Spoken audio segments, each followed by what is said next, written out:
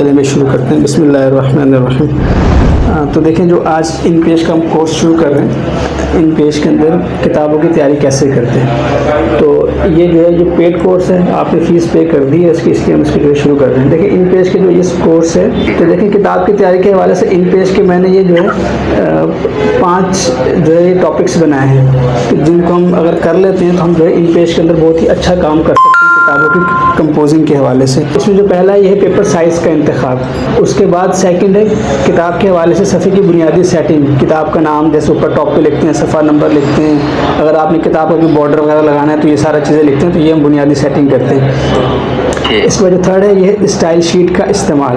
अब किताब की तैयारी के हवाले से स्टाइल शीट बहुत ज़्यादा अहम होती हैं। आपने कोशिश करनी है कि हर चीज़ के लिए स्टाइल शीट्स का इस्तेमाल करना है। जितनी ज़्यादा आप किताब आपकी बड़ी है या जितनी ज़्यादा आप उसमें चीज़ें इस्तेमाल कर रहे हैं, हेडिंग इस्तेमाल कर रहे हैं, फिर सब हेडिंग इस्तेमाल कर रहे हैं। बाज़ बात होता है कि तीसरी दर्जे की भी हम हेडिंग इस्तेमाल करते हैं जो कि बहुत छोटी होती है, नॉर्मल होती है, तो वहाँ पर भी आपने स्टाइल शीट का इस्तेमाल करना है।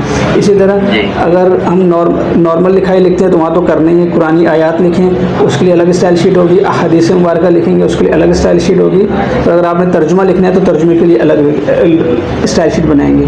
इसी तरह अगर हम किसी का कोट इस्तेमाल कर रहे हैं, बाज़ का ऐसा होता है कि वो किसी का कोटेशन होती है जो कि हम इन्वर्टेड कॉमास में लिखते हैं, जैसे कायद आज़म ने फरमाया, या किसी बुजुर्ग का जो कॉल होता है, जो किसी वर्डिंग को हम सेम जब कोट करते हैं तो उसकी कोटेशन के लिए हमें स्टाइल शीट्स अलग से बनानी है। तो कोशिश करेंगे कि मैक्सिमम स्टाइल शीट का इस्तेमाल करें। उसका फ़ायदा हमेशा ये होता है कि आप किसी भी स्टेज के ऊपर आपको कोई कमी महसूस हो, यार इसका साइज़ ज़्यादा था, छोटा करना है, बड़ा है, कम करना है, गैप ज़्यादा है, इसको कम करना है, लाइन स्पेसिंग को एडजस्टमेंट करना है, तो आपको वहाँ पे ऑटोमेटिक तरीके से काम करने का फ़ायदा ये होता है कि आपको बहुत ज़्यादा सहूलत होती है।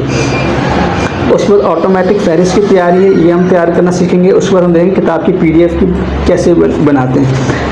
और इस कोर्स से करने की ये मैंने यहाँ पे इंस्ट्रक्शंस लिख दिए कि आपको इन पेज की बुनियादी मालूमात होनी चाहिए। आपको इस पता होना चाहिए कि आप इन पेज के अंदर टाइपिंग कैसे करते हैं, उर्दू टाइपिंग कैसे करते हैं, अरबी कैसे करते हैं। मतलब टाइपिंग शैपिंग ये हम इस कोर्स में नहीं सिखाएंगे।